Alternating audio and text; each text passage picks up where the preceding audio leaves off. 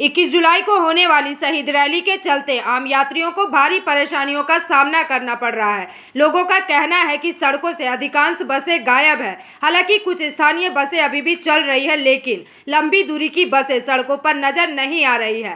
बसों की कमी के कारण दैनिक यात्रियों की हालत दयनीय हो गई है। घंटों इंतजार करने के बाद भी बसें नहीं मिल रही है, जिससे लोग टोटो, ऑटो और निजी वाहनों पर निर्भर हो गए हैं। इसके कारण उन्हें गंतव्य तक पहुंचने के लिए सामान्य से अधिक किराया चुकाना पड़ रहा है।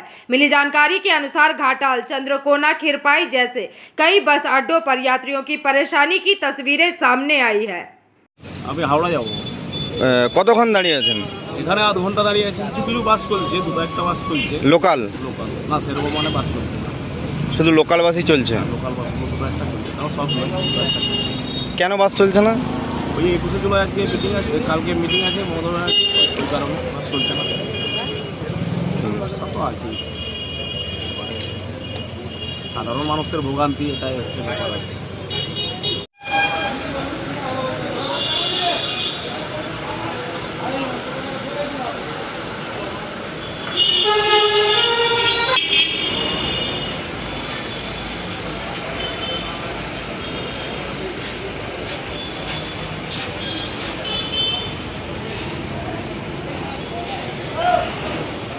আছি আধা ঘন্টা। কোথায় যাবেন? আমি যাব কিংলা। বাস চলছে না, বাস চলছে না। কেন চলছে না? মিটিং আছে বলে। কিসের মিটিং? মমতা দিদি। তাহলে কিভাবে যাবেন? দেখি টোটো টোটো যেখানে 35 টাকা 20 টাকা যাওয়ার নিচে 50 টাকা ভাড়া বলছে। ডবল বলছে। আমার আসলাম, ওখানে 100 টাকা নিল পাইতে।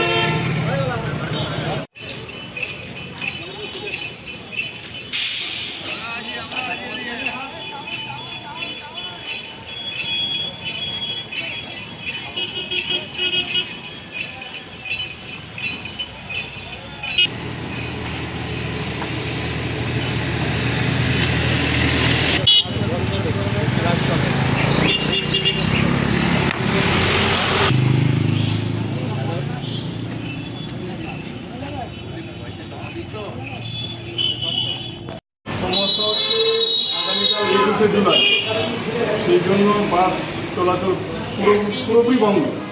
তো এই জন্য আমি আরামবাগ যাব। তো যাওয়ার মতো কোনো কিছু রাস্তা কোনো কিছু মানে পাচ্ছি না, কিন্তু টোটো আছে, তো ওইখানে ভাড়া দ্বিগুণ বলতে হবে। যেখানে বাসে করে ভাড়া দিতে হয় 30 টাকা করে, সেখানে এরা অটোতে ভাড়া বলছে 100 টাকা, আরও বেশি টাকা এরকম বলছে। হ্যাঁ, এটা খুব সমস্যার সম্মুখীন তো আমি একা নয়, সমস্ত জনসাধারণ হচ্ছে। আগামীকাল 21 জুলাইয়ের জন্য পুরোপুরি বাসটা তুলে নিয়েছে। বাস কি চলছে? না, কেন বাস চলছে না?